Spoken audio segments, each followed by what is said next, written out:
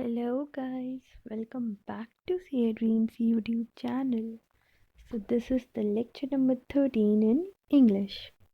So we have already completed with company audit portion and now we are left with Caro and some other topics in standards. So we are starting with the 11th topic. In Hindi I've already started with the 12th topic after company audit. So those who want to watch the video in Hindi can just go to the 13th lecture in Hindi. Okay.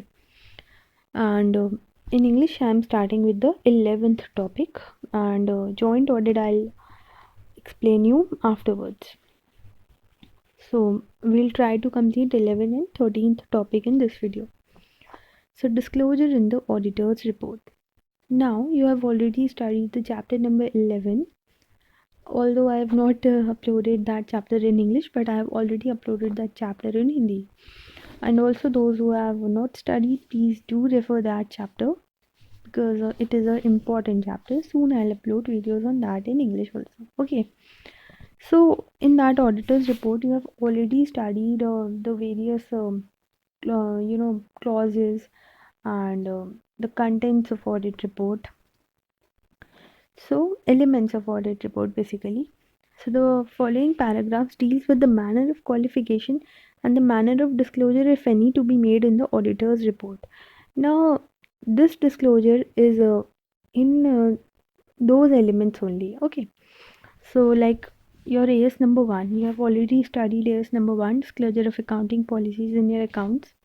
So in case of companies, members should qualify their audit reports in case accounting policies required to be disclosed under Schedule 3 or any other provisions of the Companies Act have not been disclosed. Accounts have not been prepared on accrual basis. Now see, you already know that what are the forms, various forms of opinion. Like you are giving a modified opinion or you are giving a clean opinion. Right, so they are saying this only that what should be the manner of qualification. Like suppose if there is any adverse report or any disclaimer in the opinion, then how you are going to deal with that qualification. So we are basically talking about that. So they are saying that as per your AS number 1, that is your accounting standard number 1, if you want to qualify your audit report, means you have to qualify your audit report if in case of companies these particular things are happening. So what are those things, what are those conditions because of which we have to qualify our audit report? We are going to study that. So accounting policies required to be disclosed under Schedule 3 or any other provisions have not been disclosed. Now they are saying if suppose any accounting policy had to be disclosed as per the provisions under Schedule 3 or any provisions of Companies Act and it is not disclosed, it had to be disclosed but it has not been disclosed, then you have to qualify your audit report.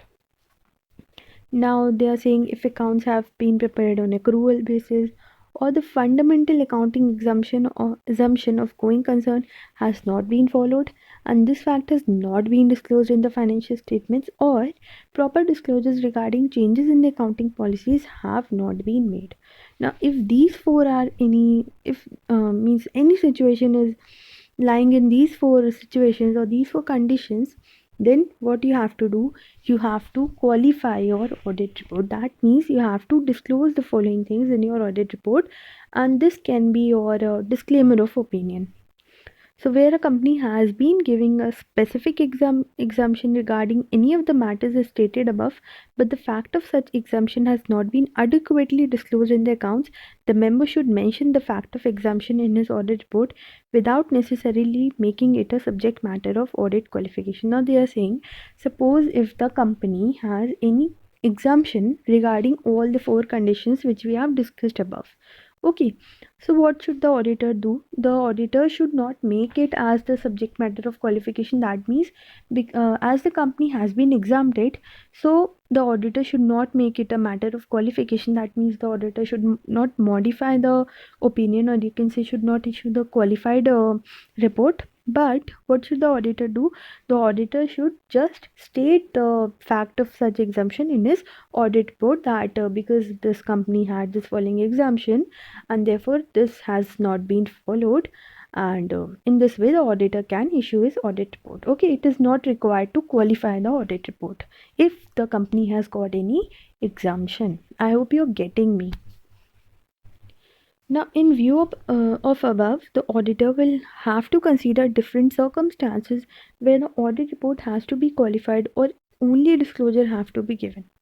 Now, again, there are two conditions. In all the four conditions, it is not necessary that always the auditor has to issue a qualified opinion. Sometimes a small disclosure is also sufficient.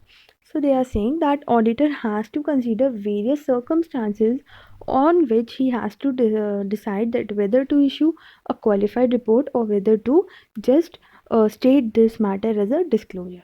Okay, so that will depend on if the matter is if that how that matter is affecting to the company. If it is that a matter is affecting to a large extent, then obviously the auditor has to issue a qualified opinion. Okay, now in the case of enterprises not governed by Companies Act, now till yet we have studied about the companies. Now what about the other enterprises which are not governed by Companies Act? So they are saying the member should examine the relevant statute and make suitable qualification in his audit report in case adequate disclosures regarding accounting policies have not been made as per the statutory requirements. Now if Companies Act is not followed, any other act might be followed according to the enterprise right.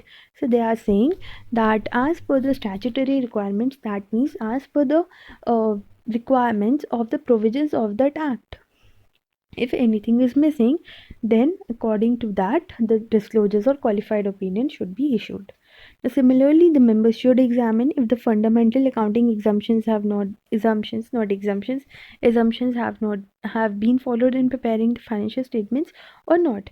In appropriate cases, he should consider whether keeping in view the requirements of the applicable laws or qualification in his report is necessary. So they are just saying that if suppose the fundamental assumption of going concern or any fundamental assumption has been followed or not followed, you have to just examine that, and according to the different circumstances or conditions, you have to issue your audit report. Okay, so this is just that only. Now, in the event of non-compliance by the enterprises not governed by the Companies Act, in situations where the relevant statute does not require such disclosures to be made, the member should make adequate disclosure in his audit report without necessarily making it a subject matter of audit qualification. Now, again, they are saying that suppose that particular enterprise is not governed by Companies Act. Okay, and also the statute of that act under which that enterprise is working does not require any disclosure. So in that case, the auditor should make appropriate disclosures if he feels that it is required. And again, this is not a matter of qualification because there was no such requirement by the statute. But in cases where there is requirement by statute and that requirement has not been fulfilled, then the auditor has to decide that whether to issue just a disclosure, whether to just disclose, or whether he should qualify his audit report as well. Okay, so this has to be decided by the auditor as per different circumstances.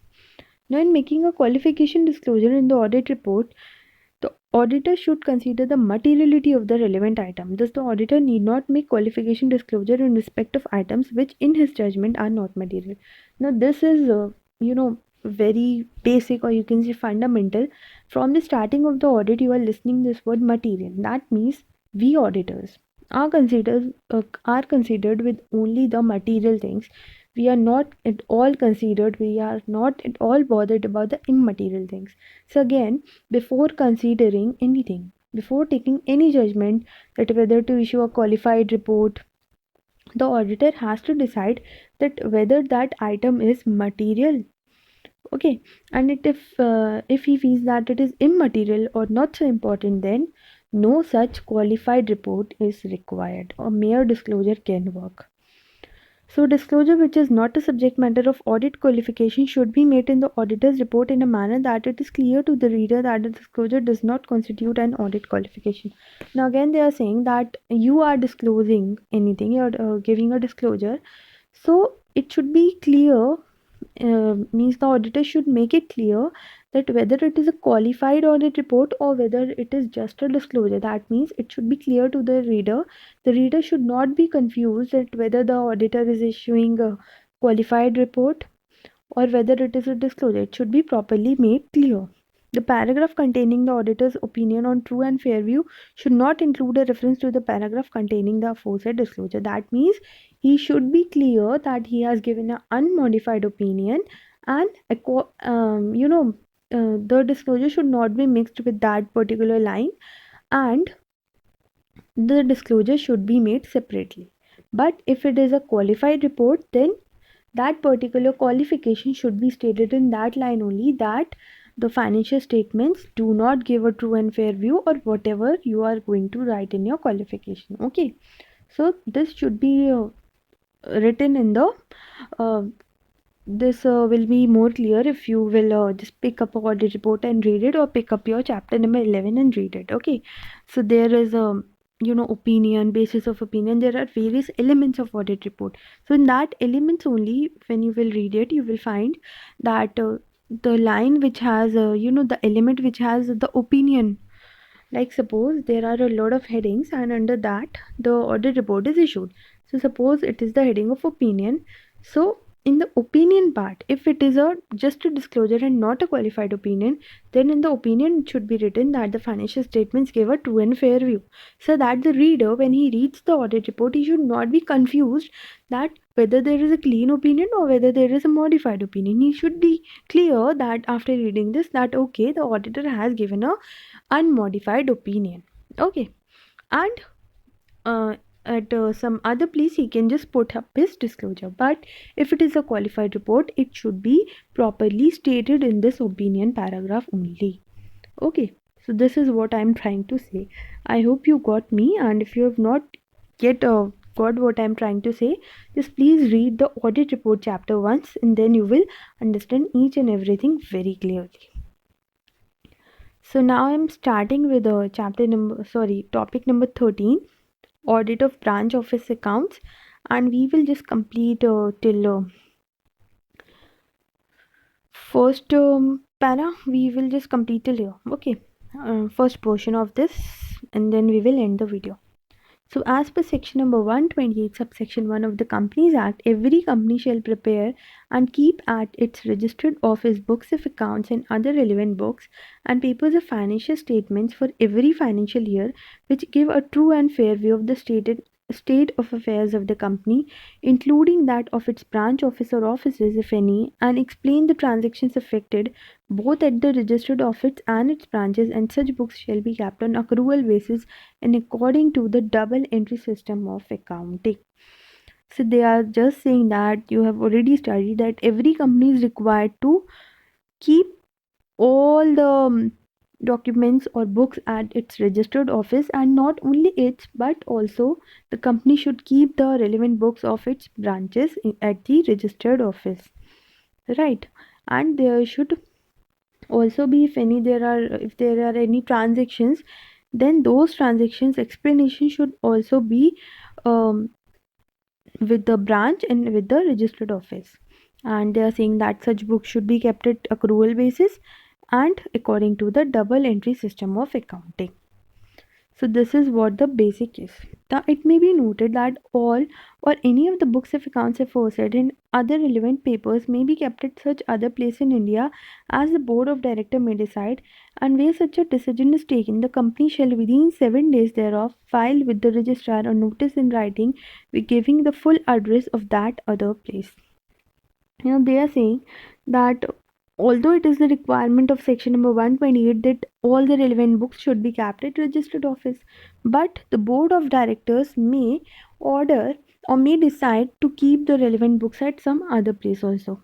Okay, so if such decision is taken, then the company shall within 7 days file with the registrar a notice in writing that as per the decision of board of directors, we are keeping the relevant books of accounts at this particular place, and you should write a notice to the registrar in writing, and you should just write the full address of that particular other place.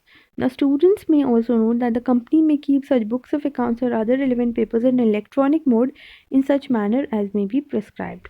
Now, they are saying that if it another place also, if you are keeping, so the company may keep such books of accounts in electronic form also.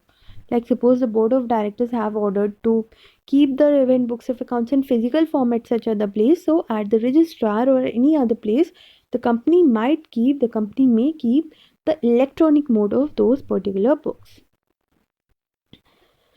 Subsection 2 provides that where a company has a branch office in India or outside India, it shall be deemed to have complied with the provisions of subsection 1 if proper books of accounts relating to transactions affected at branch office are kept at office and proper summarized returns periodically are sent by branch office to the company at its registered office or the other place already referred. So they are saying that if there is any branch, then all the transaction and everything, you have already studied this in para number 1 only, that all the returns of that particular branch and all the transactions of that particular branch, that means all the books and other relevant books should be kept at the registered office or at the other place as may be decided by the board.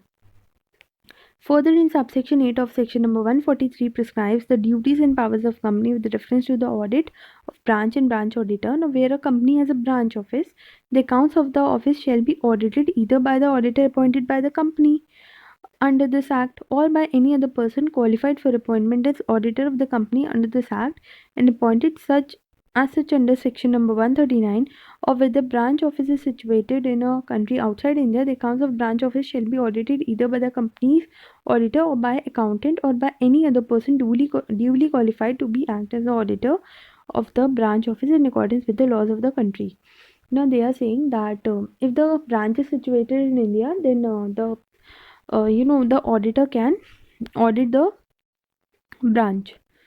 So they are saying where a company has branch office shall be audited either by the auditor appointed by the company or by any other person qualified for appointment as an auditor.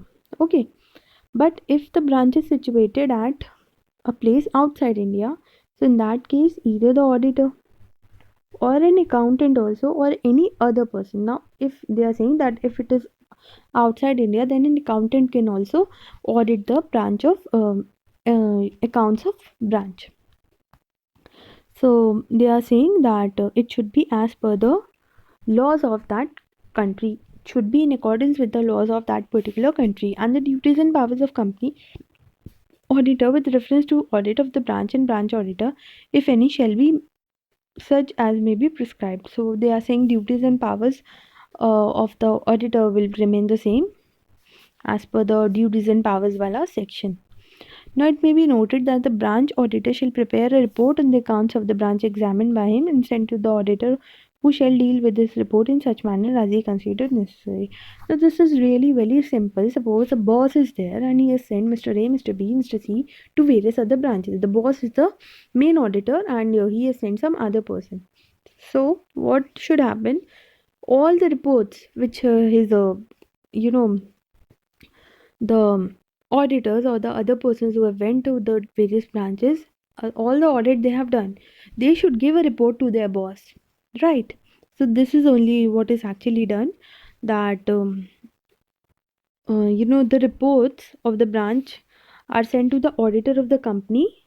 Now that particular auditor should consider all the reports of that particular branch in his audit report, and in such a manner he considers necessary. Okay, so all the chelas of that particular boss, or you can say all the partners, or suppose a CA is there and he has sent various articles on different branches, so all the articles will go to the boss and they will submit their audit report, and that particular boss will consider all the audit reports and he will prepare the audit report of that particular company, right? So further, as per Rule 12 of the Company's Audit and Auditors Rules 2014, the branch auditor shall submit his report to the company's auditor, and reporting of the fraud by the auditor shall also extend to such branch auditor to the extent it relates to the concerned branch. Now they are saying that it should be submitted to the company's auditor. That means the report of the branches should be submitted to the company's auditor, and if there is any reporting of fraud, so that shall also mutatis mutandis apply to branches. That means as it is applied to branches. Okay, now from here we are going to discuss in the next video use of work of another auditor. This we will discuss in the next video, and we will then discuss the cost audit, and then we will discuss with the joint audit, and then with Karo. So likewise our chapter will go. Okay, so I'm ending this video here, and thank you so much guys. Bye.